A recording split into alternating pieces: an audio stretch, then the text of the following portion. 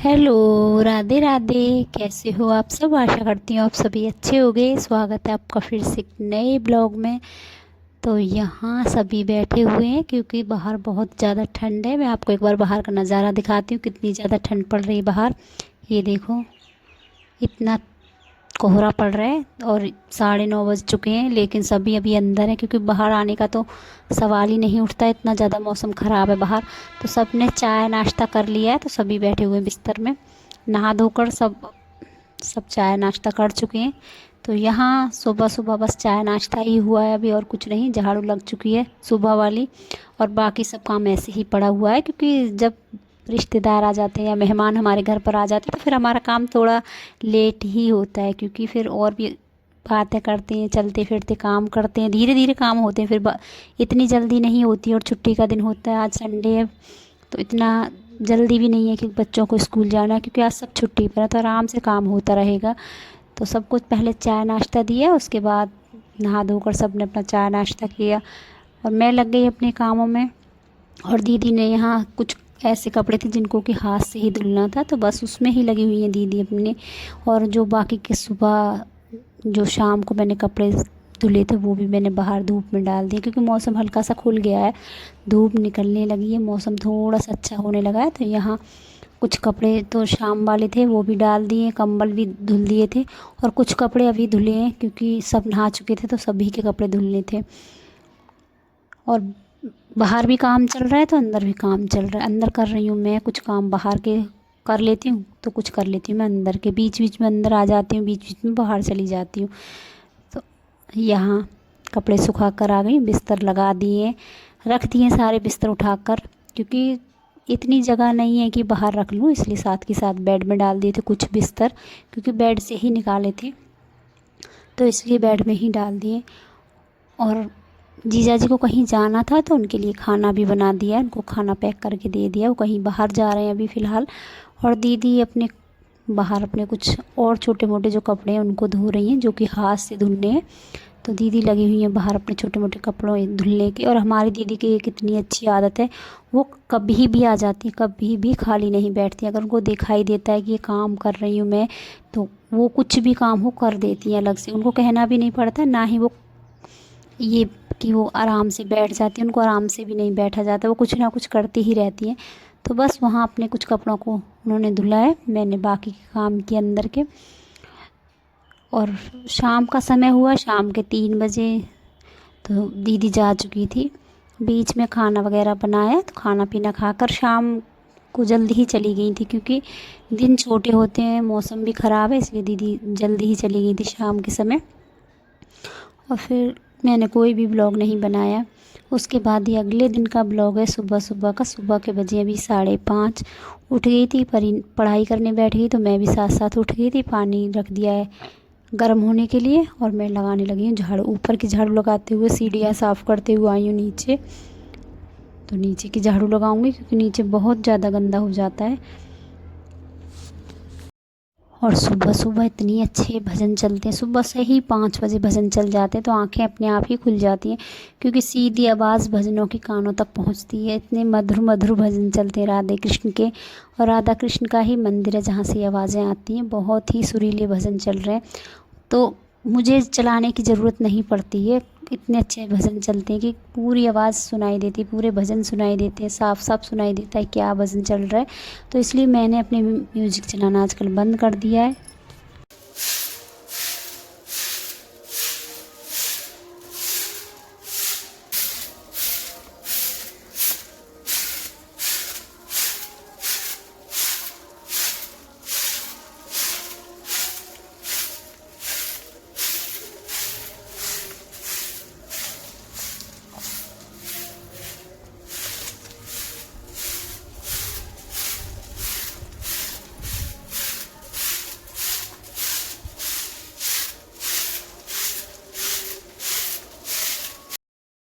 और ऐसे लगता है कि बस मैंने ही चला रखा है, इतनी अच्छी स्पष्ट आवाज़ आती है, क्योंकि एक तो शांति इतनी रहती है, सन्नाटा रहता है। और देख सकते हो अभी 5:30 और 5:45 का ही समय हुआ है, तो देख सकते हो चारों तरफ सन्नाटा छाया हुआ और लेकिन सन्नाटा छाया हुआ है, शांति बनी हुई है, तो काम करने में भी बहुत ही अच्छा लगता है, बहुत आनंद आता है सुबह सुबह अकेले अकेले सारे काम करने। और परी उठ जाती है, वो सुबह सुबह पढ़ाई करने बैठ जाती है सुबह 5 बजे। उज्जवल रात को 11-12 बजे तक अपनी पढ़ाई करता है, उज्जवल नहीं उठता है, लेकिन परी सुबह उठ जाती है। तो एक सुबह उठ जाता है, एक रात को पढ़ाई कर लेता है। ये दोनों ऐसे ही पढ़ाई, अगर ये एक साथ उठते हैं तो इन दोनों की फिर लड़ाई शुरू हो जाती है, इसलिए मैंने इनका टाइम बदल दिया है। एक रात को पढ़ता है तो एक सुबह सुबह पढ़ता है, तो इन दोनों की अच्छी सी पढ़ाई हो जाती है। तो बस यहाँ झाड़ू लगा चुकी हूँ, अब जाऊँगी ऊपर, सबसे पहले नहाऊँगी क्योंकि पानी गर्म हो चुका है। परी तो नहा चुकी थी, उसके बाद आकर नहाई हूँ। बिस्तर देख सकते हो यहाँ पड़े हुए हैं, क्योंकि सुबह सुबह ठंड है, नहा धोकर बैठते हैं थोड़ी बहुत देर, जब तक स्कूल का समय होता है तब तक यहीं पर बैठ जाते हैं, रजाई कंबल यहीं डाल दिए। और सोचा है आज धूप लगाऊंगी, मेरी कोशिश रहती है कि तीसरे चौथे दिन धूप निकलती है, तो मेरी कोशिश सर्दियों में यही रहती है कि तीसरे चौथे दिन मैं अपनी बिस्तरों को धूप लगाऊं, क्योंकि मुझे कहीं बाहर ले जाने नहीं है, छत पर नहीं चढ़ाने पड़ते, बाहर निकालने और सुखा देने, तो बहुत ही ज़्यादा आराम रहता है मुझे। सुबह पहली किरण आ जाती है और शाम तक धूप रहती है, तो मेरी कोशिश यही रहती है कि जितना हो सके बिस्तरों में धूप लगाऊं, क्योंकि हम कवर धुल सकते हैं, रूई को नहीं धुल सकते हैं, तो इसलिए कोशिश यही रहती है कि बिस्तर जितना हो सके उसको धूप लगाओ। तो बस यहाँ रखे हुए हैं बिस्तर, जब धूप निकलेगी तो इनको धूप में डालूंगी। और यहाँ पर ही नहा धोकर हो गई है तैयार, मंदिर जाएगी तो इसकी चोटी भी साथ साथ कर दी। और अब बनाऊंगी मैं खाना, क्योंकि उज्जवल खाना लेकर जाता है, स्कूल खा कर जाता है तो साथ लेकर भी जाता है। तो बस यहाँ 2 आलू ले लूँगी, साथ में पत्ता गोभी की सब्ज़ी है वो बनाऊंगी, तो 2-3 आलू लूँगी, पत्ता गोभी की सब्ज़ी बना दूंगी सूखी सूखी। 1-2 पराठा खा कर जाएगा तो 1-2 पराठा लेकर जाएगा, क्योंकि 3 बजे तक आता है तो भूख लगती है, बहुत लंबा दिन होता है, सुबह 8 बजे से 8:30 से 3 बजे तक बहुत समय हो जाता है, तो 2 पराठे साथ में लेकर जाता है, तो सभी का नाश्ता फिर सुबह ही बन जाता है मेरा। उसके बाद लंच की तैयारी की थी, तो आज लंच में मन किया कि आज मेरा मन था कि लंच में बनाऊंगी मैं नमकीन चावल, मटर वाले पुलाव, मटर पुलाव बनाया था सब चीज़ डालकर। तो बस यहाँ तैयारी चल रही है खाना बनाने की सुबह सुबह। तो यहाँ बन रहा है नाश्ता बच्चों के लिए, और परी नहीं खाती सुबह सुबह, उसको भूख नहीं लगती, वो खाती है 10-11 बजे उसका लंच होता है, तो अपना लंच में आ जाती है, बीच में खाना खाकर चली जाती है। तो बस यहाँ आलू गोभी की सब्ज़ी बनाई है, साथ में रोटी बनाऊंगी सुबह खाने के लिए, गरम गरम रोटी, ले जाने के लिए पराठे। और सुबह वाला खाना मैं बिना प्याज का लहसुन का ही बनाती हूँ, क्योंकि लड्डू गोपाल को भी भोग लगता है।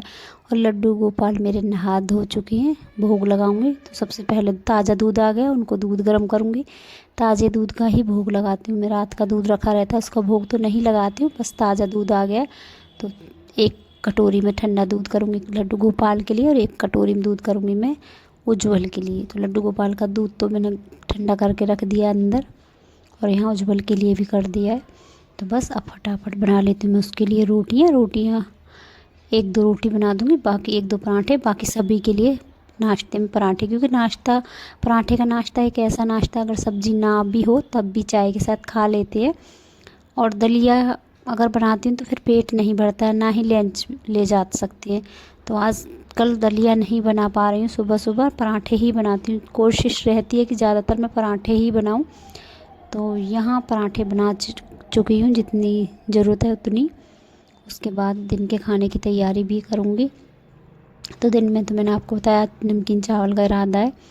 तो यहाँ कल दीदी गई थी तो उनसे मैंने ये साग कटवाया था, क्योंकि मुझे साग काटना इतना अच्छा नहीं आता है, बारीक से नहीं काट सकती हूँ, तो दीदी ने ही ये सारा साग काट के दिया था। उसके बाद मैं यहाँ सरसों लेकर आई हूँ, तो इसको मैं धीरे धीरे बारीकी से काटने की कोशिश करूँगी, क्योंकि अगर हम घोट कर साग बनाते तो बहुत अच्छा बनता है, अगर मिक्सी में ग्राइंडर कर देते हैं तो वो बहुत ही ज़्यादा बारीक हो जाता है।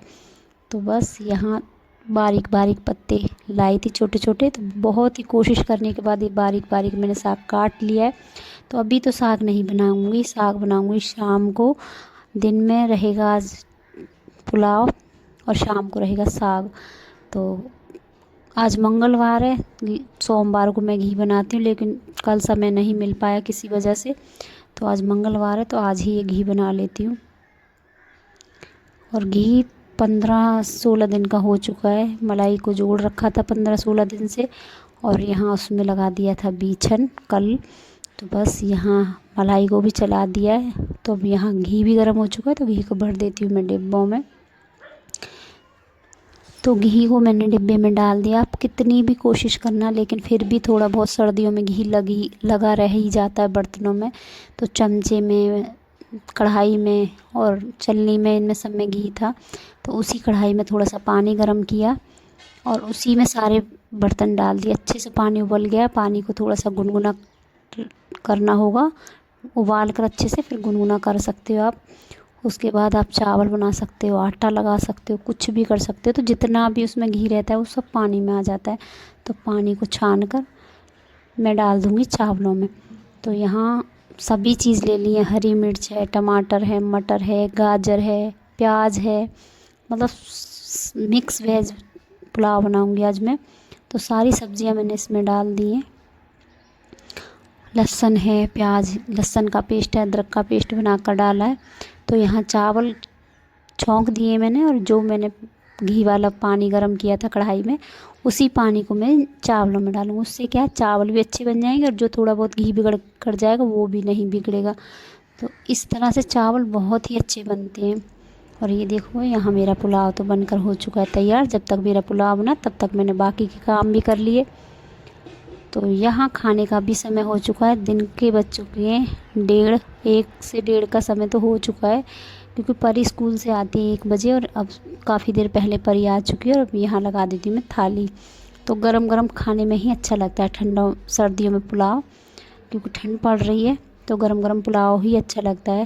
तो इसमें कुछ खड़े मसाले भी डाले हैं, कुछ डाला है मैंने गरम मसाला पाउडर। तो बहुत ही अच्छा पुलाव बनकर तैयार है। साथ में डाल दिया 2 चम्मच घी। तो सबसे पहले पुलाव का दूंगी मैं उज्जवल के पापा को।